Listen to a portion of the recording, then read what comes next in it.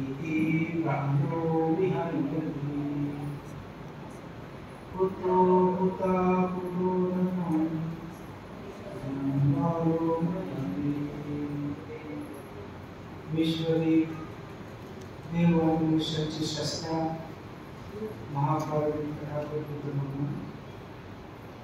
बोधिसत्व परम पूज्य डॉक्टर भीमसेन आंबेडकर उपस्थित पूजनीय भदंत महापंत जी महादेव पूजनीय उपस्थित भिक्षु संघ श्रद्धा संपन्न उपासक तथा उपासिका सर्वांना आशीर्वाद मंगल देवी। आज आपण सर्वजण आषाढी पौर्णिमेच्या निमित्तानं उपवास धारण करून भिक्षू संघाला भोजनदान सहित धम्मश्रवण करत आहोत। आजच्या या दिवसाला धम्मचक्र म्हणजे धम्मचक्र प्रवर्तन दिन म्हणून संबोधित करतात। कारण आजच्या दिवशी भगवान बुद्धांनी पंचवर्गीय भिक्षूंना मृगदाय मुलांमध्ये सर्वप्रथम धर्म प्रकाशित केला, सर्वप्रथम धर्माचा उपदेश केला आणि तो उपदेश धम्मचक्र प्रवर्तन या नावाने प्रसिद्ध आहे।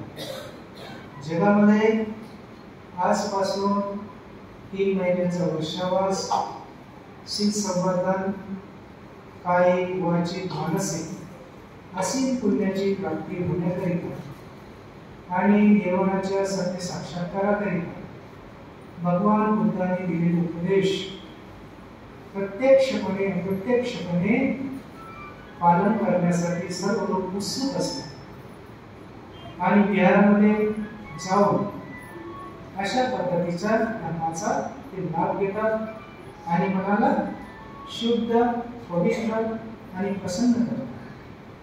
तर त्याच उद्देशाने आपण सुद्धा आज आपण बिहारमध्ये उपस्थित आहोत आणि या ठिकाणी आपण धर्म ग्रहण करतो, धर्म श्रवण करतो।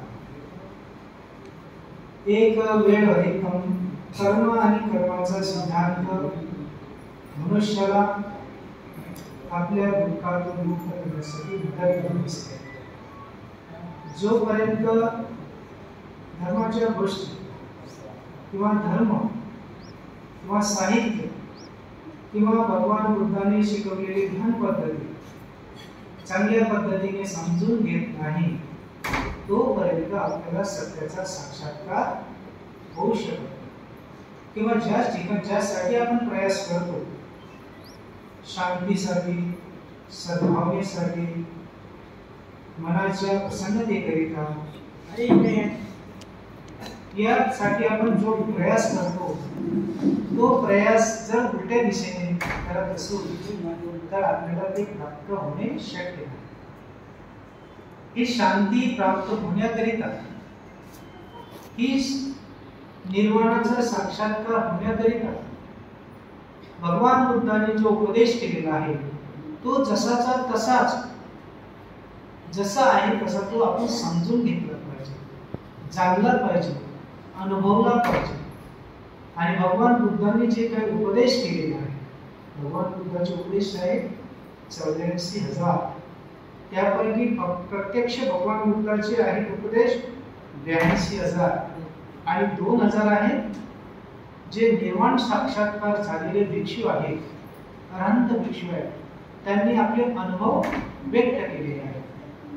त्यांच्याही उपदेशाने लोक त्यावेळेस निर्वाणाचा साक्षात्कार करून घेत असत। जशा पद्धतीने भगवान बुद्ध उपदेश करत असत, मार्गदर्शन करत असत, देशना करत असत, कधी कधी खूप वेळ देशना करत असताना भगवान बुद्ध बोलायचे की सारीपुत्र किंवा महामंगलाय किंवा आनंद, माझी पाठ आता दुखत आहे, मी थोडा आराम करतो। तेव्हा भगवान बुद्ध आदेश द्यायचे, सारीपुत्र मुकला प्रजेला, उपासकांना उपासिकांना उपदेश कर। तर अशा पद्धतीचा उपदेश करत असताना जो साक्षात्कार भगवान बुद्धाच्या उपदेशाने लोकांना होत असेल तोच साक्षात्कार सारीपुत्र, मोगलायन, आनंद अनेक अनंत भिक्षू जेव्हा उपदेश करत असत तर त्याच अवस्थेला ते लोक उपासिका सुद्धा पोचत असत. ती क्षमता आणि ती योग्यता मनुष्यामध्ये आली की कितीही कठीण मार्ग जरी असला किंवा कठीण कार्य जरी असलं तरी ते सहज शक्य होते. परंतु त्यासाठी तुम्हाला समर्पणाची आणि त्यागाची भावना उत्पन्न होणे आवश्यक आहे. जोपर्यंत त्याग उत्पन्न होत नाही तोपर्यंत शील उत्पन्न होत नाही. जोपर्यंत शील उत्पन्न होत नाही तोपर्यंत समाधी उत्पन्न होत नाही. जोपर्यंत समाधी उत्पन्न होत नाही तोपर्यंत प्रज्ञा उत्पन्न होत नाही. आणि प्रज्ञेशिवाय विमुक्ती नाही आणि विमुक्तीशिवाय निर्वाणाचा साक्षात्कार. निर्वाणाचा प्रत्यक्ष साक्षात्कार करण्यासाठी भगवान बुद्धांनी सांगितलेलं जे उपदेश आहे ते गांभीर्याने आपण समजून घेतले. त्या प्रत्येक उपदेशावर आपला विश्वास असला पाहिजे. आजच्या जगतामध्ये भगवान बुद्धाचा उपदेश यांच्या विरोधामध्ये बुद्ध स्वतःला म्हणून घेणारे लोकच विरोधात्मक बोलत आहेत. त्यामुळे लोक विचलित होत आहेत की भगवान बुद्धाचा सत्य धर्म आता कोणता आहे. अनेक संघटना आहेत, अनेक समूह आहेत, अनेक लोकांचे धर्मप्रचाराचे कार्य आहे आणि ते आम्ही सांगतो तेच बरोबर आहे असा दावा करतात. आम्ही सांगतो तेच बरोबर आहे. भिक्षूंना घरी बोलावू नका, त्यांच्या हाताने कर्मकांड करून घेऊ नका, त्यांना दान देऊ नका, त्यांचा सन्मान करू नका, त्यांचा आदर करू नका. अशा पद्धतीने प्रत्यक्ष अधर्माला सुरुवात झाली. आणि जिथे अधर्माला सुरुवात होते त्या ठिकाणी दुःखाला सुरुवात. तर मनुष्याला दुःखाचा नाश करण्यासाठी आपल्याला आपण धर्म समजून घेतला.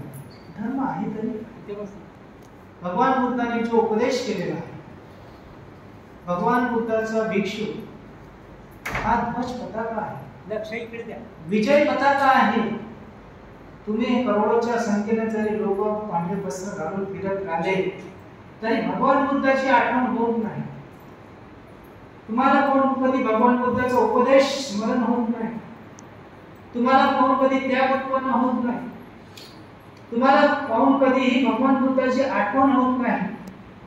परंतु एखादा छोट्यातला छोटा भिक्षू असेल, छोट्यातला छोटा ब्राह्मण असेल आणि तो कमी शिलाचा जरी असेल आणि तो वस्तीमध्ये एखादा चक्कर जरी मारत असेल किंवा एखाद्या गावामध्ये चक्कर मारत असेल किंवा एखाद्या शहरातून जरी जात असेल तर कोणत्याही संप्रदायाचा तो मनुष्य असो, तो कोणत्याही समूहाचा तो व्यक्ती असो, त्याला भगवान बुद्धाची आठवण झाल्याशिवाय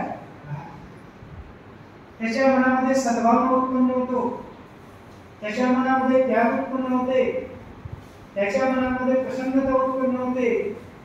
भिक्षूंना पाहण्याच्या नंतर व्यक्तीला एक आनंद, खुशी उत्पन्न होत असते आणि प्रत्यक्ष भगवान बुद्धाचं स्मरण होते आणि ते स्मरण झाल्यामुळे त्याच्या कुशल कर्माला सुरुवात होते आणि अशा पद्धतीने धर्माला सुरुवात होते आणि अधर्माला सुरुवात अशा पद्धतीचे लोक करतात की भगवान बुद्धाच्या साधनेला विरोध करतात, त्यांच्या सांगण्याला विरोध करतात. जगामध्ये भगवान बुद्धाचा उपदेश संपूर्ण विश्वामध्ये अनुसरण केले जातो. तो शील, समाधी आणि प्रज्ञा या रूपाने प्रत्यक्षात अनुकरण केले जाते आणि ते हजारो वर्षापासून व्यवस्थित, संग्रहित, चांगल्या पद्धतीने पालन करत आहे, रक्षित करत आहे आणि आजही त्या लोकांमध्ये शांती, प्रसन्नता, निर्वाण हा अनुभव ते प्राप्त करू देतात. तर या ठिकाणी आपण असा संकल्प करूया की अशा कोणत्याही अफवेवरती, कोणत्याही सामान्य लोकांवरती विश्वास न करता आपल्या अनुभवाच्या कसोटीवर उतरवून आपण भगवान बुद्धाविषयी दृढ निश्चय केला पाहिजे की भगवान बुद्धाने शिकवलेला धर्म हा परंपरागत भिक्षू संघ प्रवाहित करत आहे. जर तो भिक्षू संघ भगवान बुद्धापासून जर तो प्रवाहित करत आजपर्यंत आला नसता तर तुम्हाला तो भेटला नसता. आणि आमचं हे जीवन आजचं जे वर्तमान जीवन एवढं सुखाचं आहे, हे सुखाचं जीवन आम्ही जगू शकलो नसतो. धर्माचं जीवन सर्वोच्च आहे, धर्माचं ज्ञान सर्वोच्च आहे. याच्यापेक्षा कोणतंच ज्ञान महत्वाचं नाही की ज्यामुळे मनुष्याला शांती आणि सुख, निर्वाण शांतीचा अनुभव करून देत असतो. भगवान बुद्धाच्या वेळेची एक घटना आहे की कोणतेही कार्य करत असताना कर्म मनुष्याला प्रधान आपण ठेवलं पाहिजे. आणि कर्मच प्रधान आहे, कर्मच प्रमुख आहे. आणि कर्मावरती आपला विश्वास नसेल तर तुम्ही आपल्या जीवनामध्ये कधी परिवर्तन करू शकत नाही. तुम्ही इंच भरे पुढे सरकू शकत नाही. तुमच्यामध्ये थोडी सुद्धा सुधार होऊ शकत नाही. तुमच्यामध्ये थोडी सुद्धा शांती, सद्भावना उत्पन्न होऊ शकत नाही. तर हे सर्व उत्पन्न होण्यासाठी मनुष्याला समजण्याची गरज आहे. सर्वप्रथम मनुष्याने भगवान बुद्धाचा शब्द समजला पाहिजे. समजला तरच तुमच्यामध्ये एक विश्वास उत्पन्न होतो, एक श्रद्धा उत्पन्न होते. आणि जेव्हा तेव्हा श्रद्धा उत्पन्न होते तेव्हा मनुष्य चांगल्या पद्धतीने वाटचाल करतो. उदाहरणार्थ घेतलं तर एखादा डॉक्टर आहे आणि बिमारी आहे, आणि आपली जर बिमारी एखाद्या डॉक्टरच्या हाताने चांगली होत असेल तर त्या डॉक्टरवरती आपला विश्वास बसत असतो. अशाच पद्धतीने धर्म हे अनुभव देण्याचं कार्य करतो. एक सुप्रबुद्ध नावाचा व्यक्ती असतो. तुम्ही ऐकलं असेल सुप्रबुद्धाची कथा, हे धम्मपदामध्ये आहे. सुप्रबुद्धेच्या जीवनामध्ये ज्या प्रकारचे सिद्धांतर दिसले. सुप्रबुद्ध नावाचा व्यक्ती एकतर हा कुष्ठरोगी असतो. दुसरी घटना त्याच्या जीवनामध्ये असते की तो त्याला गायीच्या शिंगाने घोसळून गाय मारून टाकतो. त्याच्यानंतर तो भगवान बुद्धाचं त्याच्या आधीच, मरणाच्या आधी तो भगवान बुद्धाचं प्रवचन ऐकत असतो. आणि प्रवचन ऐकल्याच्या नंतर तो श्रोतापदी अवस्थेला प्राप्त होतो. श्रोतापदी अवस्थेला प्राप्त झाल्याच्या नंतर त्याची उत्पत्ती भिक्षू लोक विचारतात की भगवान सुप्रबुद्धाचा अशा पद्धतीने मरण झालेलं आहे, त्यामुळे त्यांची आता गती काय झालेली असेल. तर भगवान बुद्ध सांगतात की त्याची गती आता तो तावतीच देवलोकामध्ये उत्पन्न झाली. म्हणजे 4 घटना त्याच्या जीवनामध्ये घडल्या. एक तर तो कुष्ठरोगी आहे, दुसरा तो गरीब असूनही तो एक तर गायीच्या शिंगाने घोसळून मरण पावला. सद्गती झाली म्हणजे तो देवलोकामध्ये उत्पन्न झाला. आणि निर्वाणाचा म्हणजे पहिला साक्षात्कार म्हणजे स्वतःपदी झाला. तर या 4 घटनांचं कारण काय आहे? 4 घटना वेगवेगळ्या आहेत आणि 4 घटनाला सुख आणि दुःख म्हटल्यापेक्षा वाईट आणि चांगली कर्म आहे याला जिम्मेदार आहे. जेव्हा हा सुप्रबुद्ध असतो, जेव्हा भगवान बुद्धाच्या श्रावस्तीमध्ये प्रवचनाची घोषणा झालेली असते आणि घोषणा झालेली असते तेव्हा सर्व लोक, नगराचे लोक भगवान बुद्धाचं प्रवचन ऐकण्यासाठी आलेले असतात. आल्यानंतर भगवान बुद्धाचं प्रवचन मन लावून ऐकत बसतात आणि प्रत्येक व्यक्तीला असं वाटत असते की भगवान बुद्ध मलाच उद्देशून प्रवचन करतात. कारण सर्वांच्या मनाची पीडा एकच असते, सर्वांचं दुःख एकच आहे, सर्वांची समस्या एकच आहे आणि समस्येचा, निर्वाणाचा, त्यातून मुक्तीचा मार्गही एकच भगवान बुद्ध सांगत आहेत. तर लोकांना असं वाटते की सर्व माझ्यासाठी सांगत आहे, मलाच उद्देशून सांगत आहे. म्हणून लोक प्रसन्न चित्ताने भगवान बुद्धाच्या घोषणेचा साधुकार देत असतात. आणि प्रत्येक व्यक्तीला वाटत असे की भगवान बुद्ध मला उद्देशूनच आणि माझ्याकडे पाहूनच आणि मला एकट्यालाच उपदेश करत आहे असं प्रत्येकाला वाटत असतं. तर तेव्हा गर्दी खूप राहते आणि गर्दी खूप असतानाही तो सुप्रबुद्ध नावाचा व्यक्ती येतो, कुष्ठी व्यक्ती, आणि आखरीमध्ये शेवटीमध्ये तो बसतो जागा न मिळाल्यामुळे. आणि बसल्याच्या नंतर तो भगवान बुद्धाचं प्रवचन ऐकत असतो. आणि प्रवचन ऐकता ऐकता ऐकता त्याच्या मनामध्ये एक धर्म सम्यक जातो. त्याची प्रज्ञा, चक्षु त्याला उत्पन्न होतात. तो आपल्या शरीराकडे पाहतो. शरीराकडे पाहता पाहता भगवान बुद्धाचं प्रवचन ऐकता ऐकता त्याच्यामध्ये उदय व्हायचा अनुभव त्याला होतो. भगवान बुद्ध जसं बोलत आहे तशाच पद्धतीचा त्याच्या शरीरामध्ये, त्याच्या चित्तामध्ये परिवर्तन त्याला दिसत आहे. आणि ह्या परिवर्तनाला पाहत पाहत त्या व्यक्तीच्या चित्तामध्ये वैराग्य उत्पन्न होतो, विराग उत्पन्न होतो, त्याग उत्पन्न होते. आणि अशा पद्धतीनं सद्येनं प्रवचन ऐकता ऐकता तो स्वतःपदी अवस्थेला प्रथम प्राप्त होत असतो. स्वतःपदी अवस्थेला प्राप्त झाल्याच्या नंतर जो इंद्र असतो त्याला असं वाटते की हा व्यक्ती स्वतःपदी झालेला आहे, मी याची का बरं परीक्षा घेऊ. याची परीक्षा घेण्यासाठी तो इंद्र एक सामान्य माणसाचं रूपाने त्याच्या समोर येतो. त्याच्या मनामध्ये असा विचार उत्पन्न होतो सुप्रबुद्धामध्ये की मी भगवान बुद्धाचं दर्शन घेतलं पाहिजे. आणि भगवान बुद्धाच्या दर्शनासाठी तो जात असताना गर्दी असल्यामुळे त्याला जाणे शक्य झालं नाही, तर त्याने गर्दी कमी होऊ दिली. आणि कमी झाल्याच्या नंतर तो भगवान बुद्धाच्या दिशेने जाऊ लागला. आणि भगवान बुद्धाच्या दिशेने जात असताना तो इंद्र जो होता तो सुप्रबुद्धाच्या मधात रस्त्यात भेटला. आणि सुप्रबुद्धाला म्हणाला की हे सुप्रबुद्ध, तू पुष्टी आहेस, तू गरीब आहेस, तू इतका निर्धन आहेस की तुला धनाची आवश्यकता आहे. जगात तुझ्यासारखा कोणी गरीब नाही, कोणी दरिद्र नाही. मी तुला संपत्ती देतो, मी तुला धन देतो, मी तुला घर देतो, वाहन देतो, वाड्या देतो, मी तुला धन संपत्ती देतो, शेती देतो, अनेक प्रकारचा लोक त्याला म्हणजे देत होतो. गरीब आहेस, पण याच्याच व्यतिरिक्त तू असं बोल किंवा असं सांग की या जगामध्ये कर्म नाही, कर्माचा परिणाम नाही, माता नाही, पिता नाही, बुद्ध नाही, धम्म नाही, संघ नाही, वाईटाचा परिणाम नाही, चांगल्याचाही परिणाम नाही. तेव्हा सुप्रबुद्ध त्याच्या तोंडाकडे पाहतो, हा व्यक्ती असा बोलतो तरी कसा, की धर्म नाही, परिणाम नाही, वरून मला दरिद्र म्हणतो. आणि भगवान बुद्ध तर अशाच लोकांची प्रशंसा करतात ज्यांच्याकडे श्रद्धाधन नाही, तर माझ्याकडे तर श्रद्धाधन आहे आणि मी कसला गरीब आहोत. तर त्याला म्हणते, हे मूर्खपुरुषा, हे असं बोलणं तू दुसरीकडे कुणाकडे बोल, पण माझ्या समोर तू असं बोलू नकोस. कर्म आहे, कर्माचा परिणाम आहे, बुद्ध धम्म संघ आहे, अशा पद्धतीने बोलून तो निघून जातो. तेव्हा सुप्रबुद्ध जायच्या आधीच हा जो इंद्र असतो हा भगवान बुद्धाकडे जातो. आणि भगवान बुद्धाकडे गेल्याच्या नंतर भगवान बुद्धाला वंदना करून सांगतो की भगवान, आज तुमचं प्रवचन ऐकून सुप्रबुद्ध नावाचा गोष्टी जो व्यक्ती आहे तो स्वतःपण अवस्थेला प्राप्त झाला. तेव्हा भगवान बुद्ध आपल्या दिव्य दृष्टीने पाहतात की सुप्रबुद्धांचं काय अवस्था खरोखर आहे. तर त्याला भगवान बुद्धांना दिसते की हा सुप्रबुद्ध खरोखरच स्वतःपदी अवस्थेला प्राप्त झाले. तेवढा सुप्रबुद्ध येतो आणि भगवान बुद्धाला वंदना करतो, आपली प्रसन्नता व्यक्त करतो.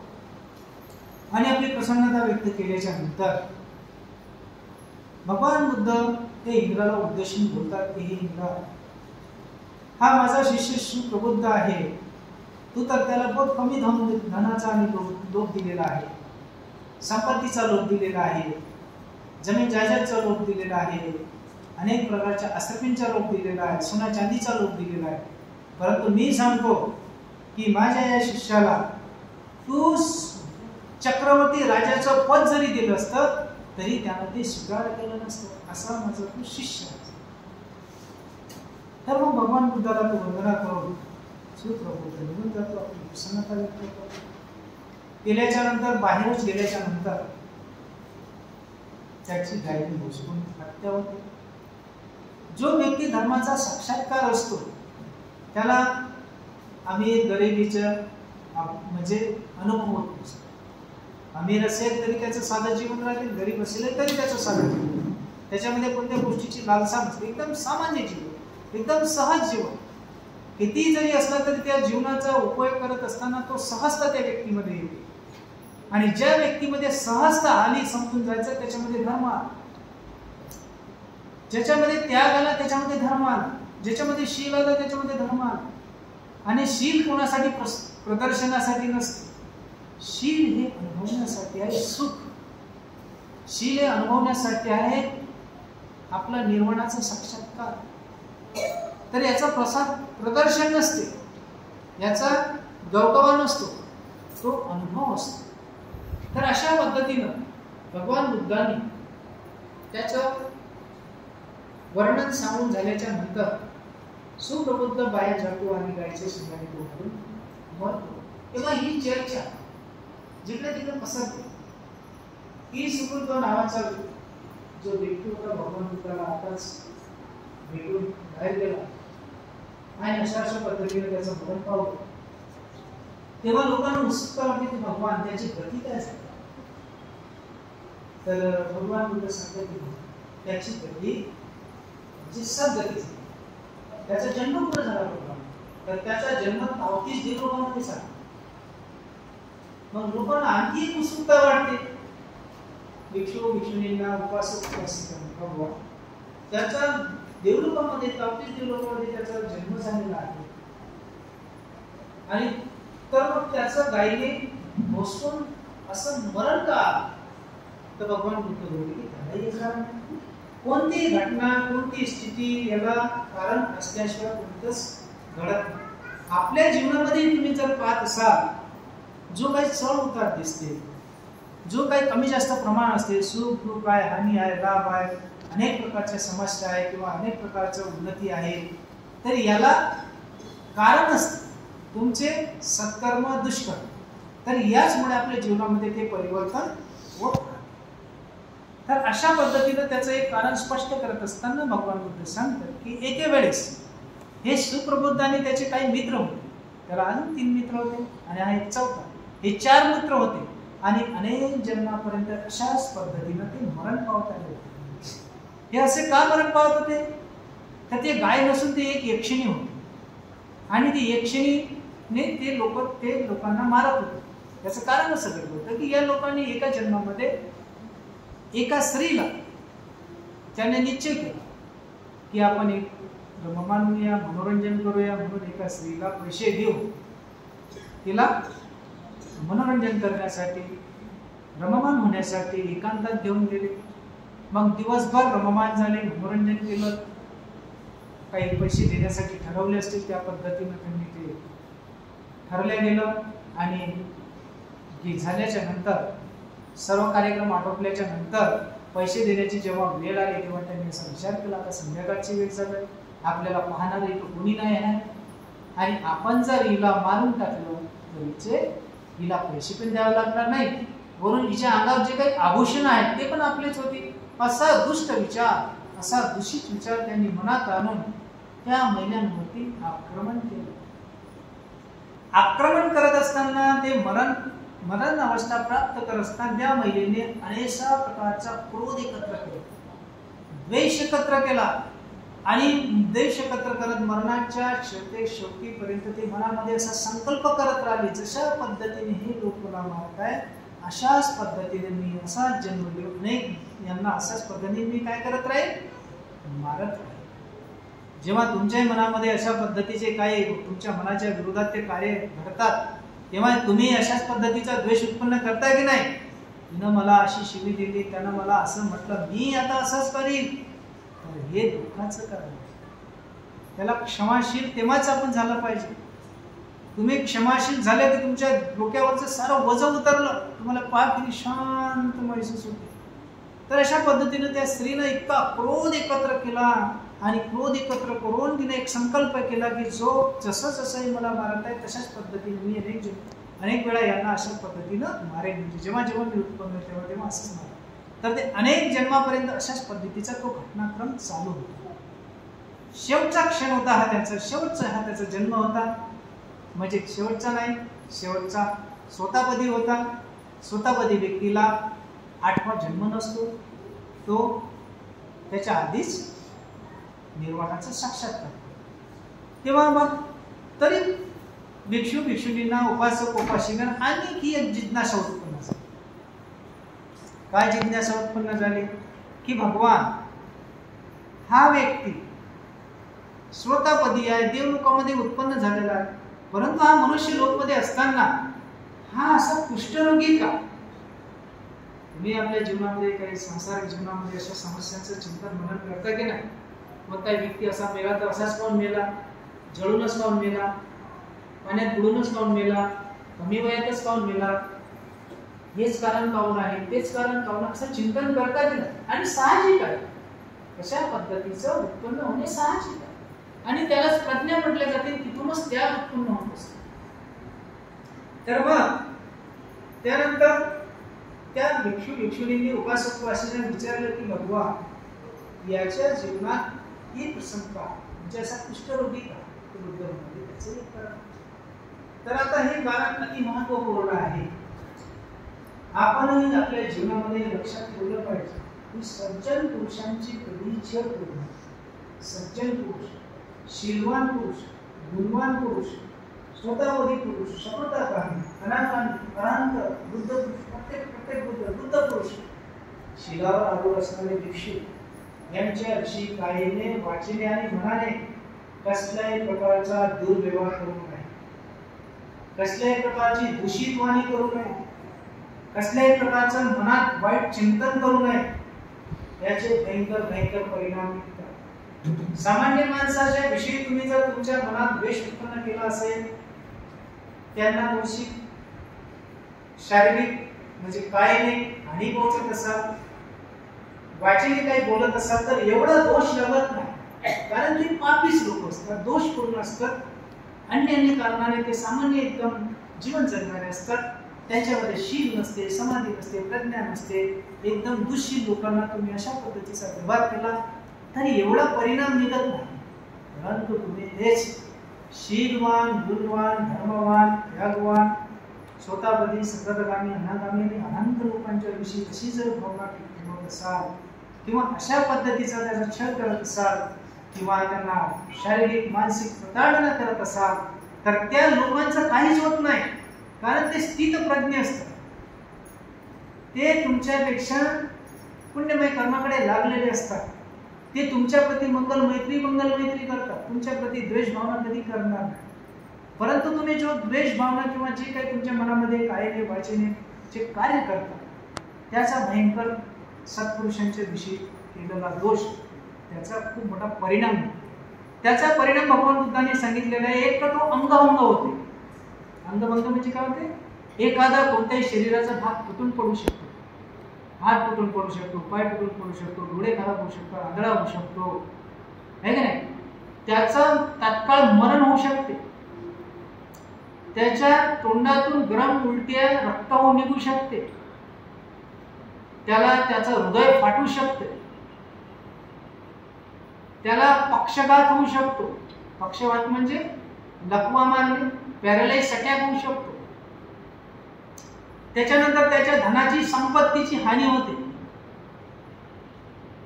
अशा अन्य प्रकाराने त्या व्यक्तीला तात्काळ अशा पद्धतीचा विपाक प्राप्त होत असतो. तुम्ही आपल्या जीवनामध्ये पाहून घ्या. एखाद्या व्यक्तीला, एखाद्या संत पुरुषाला, शांत पुरुषाला जाणून बुजून उपद्रव केला असेल तर काही दिवसात त्याच्या अशा घटना तुम्हाला जाणवायला येतात.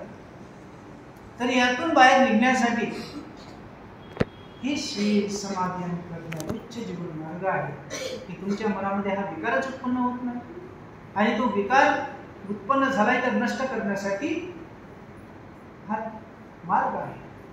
तर मग घटना अशी आहे की ते प्रत्येक बुद्ध राहत होते कोण्या ठिकाणी? हिमालयामध्ये फक्त ते एकच वेळ गावामध्ये येत असत आणि लोकांच्या कल्याणाकरिता, लोकांच्या हिताकरिता, लोकांच्या सन्मानात, लोकांच्या सुखाकरिता, प्रसन्नतेकरिता एक वेळ येतात, आपलं दर्शन देत असत. त्यांना शिलावरती प्रेरित करत, समाधीवर प्रेरित करत ते सकाळी 5:30 ते 6च्या दरम्यान येत असत. लोक भरभर गावातून येत असत आणि त्यांच्या कार्यक्रमाचे भोजनदान देत असत. आवश्यक भोजनदान देत असत आणि ती निघून जात असत आणि लोक दिवसभर आपलं काम करत. अशा पद्धतीने त्यांच्या प्रेरणेनं त्या गावामध्ये सुधार झाला, त्या लोकांमध्ये सुधार झाला. शीलवान झाले, गुणवान झाले, धर्मवान झाले, त्यागवान झाले, माता पित्याच्या सेवेला लागले आणि गुण्यागोविंदाने आरामशीर आपलं जीवन जगू लागले. ते व्यक्ती पंचशिलावर आरूढ झाले, काही लोक अष्टशिलावर आरूढ झाले, काही लोक 10 शिलावर आरूढ झाले, एकदम साधारण जीवन. तर अशा पद्धतीचं तर तो प्रत्येक बुद्ध येत असत आणि जात असत. एके दिवशी असा प्रकार घडला की हा सुप्रबुद्ध नावाचा व्यक्ती ते आपले हिमालय पर्वतातून बाहेर येत असताना, गावामध्ये चालत येत असताना, सुप्रबुद्ध नावाच्या व्यक्तीने काय केलं, दुष्ट बुद्धीने, दूषित मनाने, द्वेष मनाने सुप्रबुद्धाने प्रत्येक बुद्धाच्या खांद्याला काय केलं, त्याने उजव्या खांद्याने आपल्या जोरात धक्का दिला आणि कुत्सित मनाने, दूषित मनाने त्यांच्या अंगावर ठोकला. त्याचा परिणाम असा झाला की त्याच्याला हा कुष्ठरोगी झाला. तर अशा पद्धतीचे आपल्या कर्माचे परिणाम असतात, सुपरिणाम असतात, दुष्परिणाम असतात. अशा पद्धतीने आपण कर्माला समजून घेतलं पाहिजे. कर्माला आपण विश्वास केला पाहिजे. भगवान बुद्धाचा सद्गुण समजून गेला पाहिजे. सर्वांचं मंगल, सर्वांचं कल्याण, सर्वांना मोक्ष. साधू